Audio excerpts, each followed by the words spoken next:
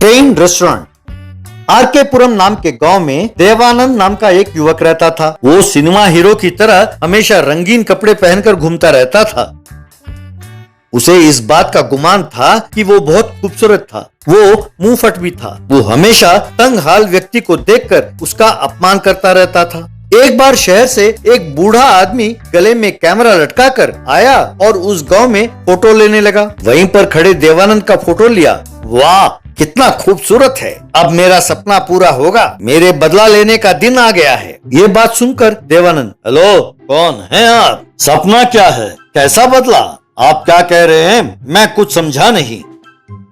बताता हूँ सर, बताता हूँ। मेरा नाम कल्लू है। जब मैं जवान था तब मैं भी आपकी तरह खूबसूरत था। फिल्मों में हीरो बनने के लिए मुंबई आया, पर वहाँ के 3 बड़े हीरोओं ने मुझे दबा दिया सर। उनके आदमी सारा मुंबई में चक्कर लगाते रहते हैं। कोई खूबसूरत नौजवान मुंबई पहुंचता है तो ये उसे फंसाकर उसको तबाह कर देते हैं। मैं भी इसी तरह तबाह हो गया सर। इसीलिए किसी नए चेहरे के साथ फिल्म बनाकर उनके मुकाबले में खड़ा करने का फैसला किया मैंने। एक फिल्म प्रोड्यूस करके प्रोड्यूसर बनने के उद्देश्य से मैंने पैसे भी जमा किया है। बस और 25 लाख मिल जाएं तो शूटिंग शुरू कर सकते हैं। क्या आप मेरे फिल्म में हीरो बनना चाहते हैं? यदि आप मान गए तो मेरा सपना पूरा हो जाएगा सर, और उनसे बदला भी ले पाऊंगा।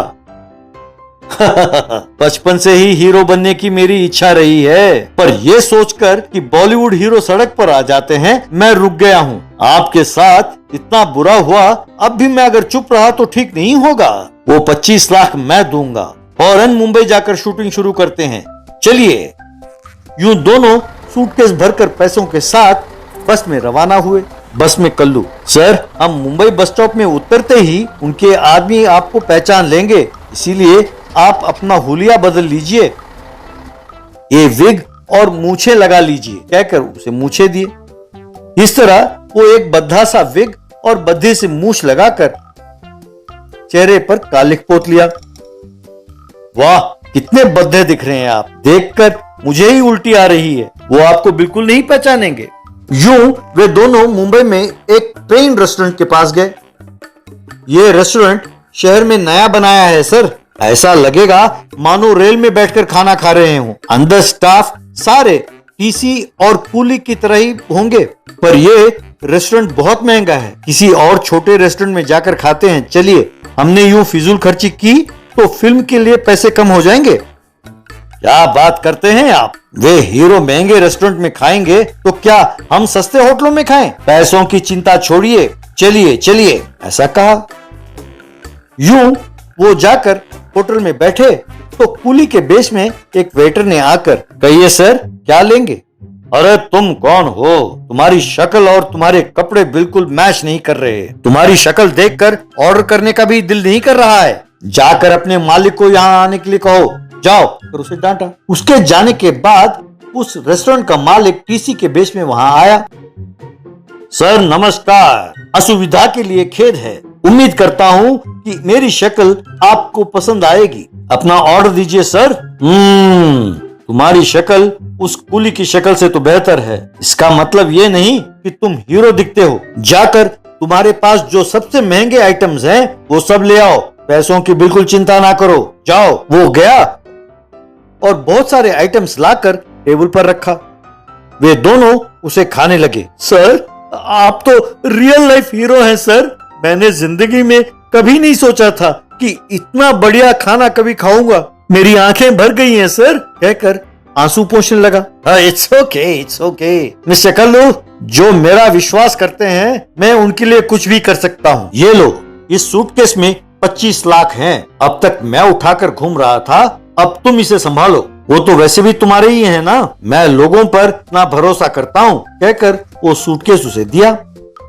कल्लू ने प्रणाम किया और, मैं हाथ धोकर आता हूँ हीरो जी। अरे जोर से हीरो जी ना कहो। अगर उनके आदमियों ने सुन लिया तो मुसीबत हो जाएगी।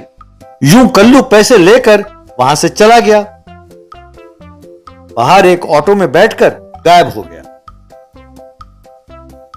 बाद में टीसी के बेस में ओनर ने आकर बिल दिया। क्यों भाई मालिक, 20,000 रुपए हुआ है क्या? अब पर आई डोंट केयर, मेरे आदमी आएगा। टिप्स मिलाकर 25,000 तुम्हारे मुंह पर मारूंगा। वो तुम्हारा आदमी अभी अभी ऑटो में बैठकर गायब हो गया है। मुंबई शहर में ऐसे चालबाज बहुत हैं। कहीं उस सूटकेस में तुम्हारे पैसे तो नहीं थे?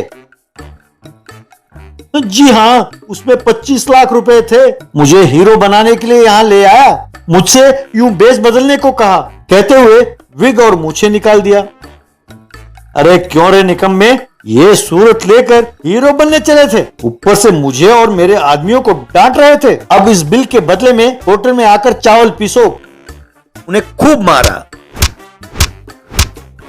तब से वो उस होटल में चावल पीसता हुआ सेटल हो गया। Sweet vada pav.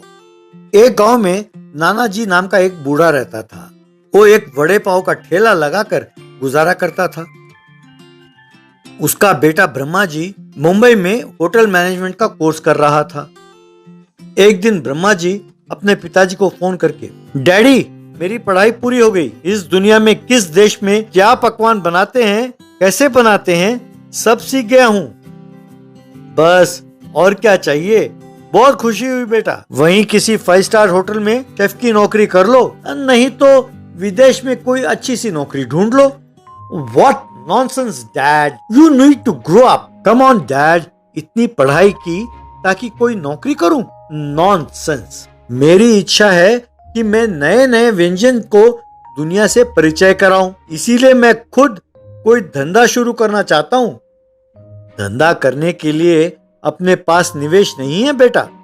You silly dad, और कितने दिन आप वड़ा पाव बेचते रहोगे? वो ठेला, अपना घर, खेत सब बेचकर पैसे तैयार रखो, वही अपना निवेश है। मैं बस आ रहा हूँ लोगों को नए नए पकवान का स्वाद चखाने के लिए। उसे खाकर लोग पागल हो जाएंगे। 1 महीने में ही मुनाफा।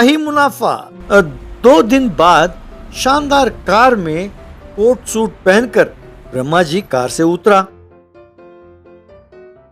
What is this dad? आप झोपड़ी में रह रहे हैं, अपने घर कहाँ है? अब घर कहाँ है बेटा, तुम्ही ने तो कहा था कि घर बार सब बेच डालूं और पैसे रखूं। ये लो पैसे, और वो रहा तुम्हारा वड़ा पाव का ठेला। अब तुम आ गए हो तो मैं आराम करता हूँ। ओ डैड, डोंट बी इमोशनल। ये सब सिनेमा और सीरियल में होता है, वास्तव में बहुत बकवास लगता है। मैं तुरंत किसी मूर्ख को इस ठेले को बेच देता हूँ और एक ब्रांड न्यू फूड ट्रक तैयार करता हूँ। आप देखते जाओ, अब बस लाभ ही लाभ होगा। इस तरह उसने एक फूड ट्रक को शुरू किया। वहां मेनू बोर्ड पर लिखा था चिली हॉट लस्सी, sweet vada pav, ginger jalebi, phenyl falooda, पान फ्लेवर्ड शरबत। अरे गांव वालों को एक ही किस्म का व्यंजन खा खा कर ऊब गए होंगे, इसीलिए उनके स्वाद को बदल दिया है। ये खाएंगे तो वे पागल हो जाएंगे, फिर फूड ट्रक के पास ही जमा पड़े रहेंगे। आओ भाई आओ, come on ladies and gentleman, एक बार खाएंगे तो बार बार खाएंगे। Come on and taste it. तब लोग धीरे धीरे उसके फूड ट्रक के पास आए। क्यों बेटा, तुम नाना जी के ही बेटे हो ना? सुना है कि तुम मुंबई में खाना पकाना सीख कर आए हो। ओह हाय, पुअर विलेज अंकल। उसे खाना पकाना नहीं कहते, it is called multi cuisine chef course, समझे? सॉरी बेटा, मैं इतनी अंग्रेजी नहीं जानता। ये चिल्ली हॉट लस्सी, इसका मतलब क्या है? आप सबकी जीभ शुरू से ही मीठे लस्सी खाने की आदी हो गई है ना, इसीलिए जरा वैरायटी के लिए चिल्ली मिलाया है। एक बार पिएंगे तो फिर होश उड़ जाएंगे और छोड़ेंगे नहीं। और ये स्वीट वड़ा पाव क्या है बेटा? I like that question. कोई रूल है क्या कि वड़ा पाव के बीच में मसाला ही भरना चाहिए? इसीलिए मैं वड़ा पाव में आपके पसंद की कोई भी मिठाई, जैसे गुलाब जामुन, मैसूर पाक, लड्डू, जलेबी, उसमें रख दूंगा। हॉट के बीच में स्वीट डालकर खाने का जो अद्भुत आइडिया है वो मेरा ही है। वैसे ही फिनाइल फ्लेवर कहते ही सबको बाथरूम की याद आती है ना, क्यों ना उस फिनाइल के स्वाद को मुंह तक ले जाया जाए। यही सोच से ये पैदा हुई है फिनाइल फलूदा का आइडिया। अब आप जिंजर जलेबी के बारे में जब खाएंगे तब जानोगे। कहिए किसे क्या चाहिए। तब सब ने अपना अपना ऑर्डर दिया। फिर उन्होंने जो मांगा वो उसने बना कर दिया। जिस व्यक्ति ने फिनाइल फलूदा खाया वो गश खाकर वहीं गिर गया। चिल्ली हॉट लस्सी पीने के बाद एक आदमी मुंह को पकड़कर पागलों की तरह नाचने लगा। जिंजर जलेबी खाने वाले ने तो योगासन करना शुरू किया। स्वीट वड़ा पाव खाकर एक आदमी उल्टी करने लगा। मैंने सोचा था कि मेरी प्रतिभा देखकर आप कोई प्रतिक्रिया जरूर करेंगे, पर आपके अंदर से प्रतिक्रिया यूं उमड़ कर बाहर आएगा ये मैंने बिल्कुल नहीं सोचा था। जाइए गांव में बात सबको कहिए और सबको प्रचार कीजिए। प्रचार नहीं, तुम्हें इस गांव से बर्खास्त कर देंगे। वैरायटी के नाम पर यूं अजीब चीजें खिलाते हो, कहकर सबने उसे मारा।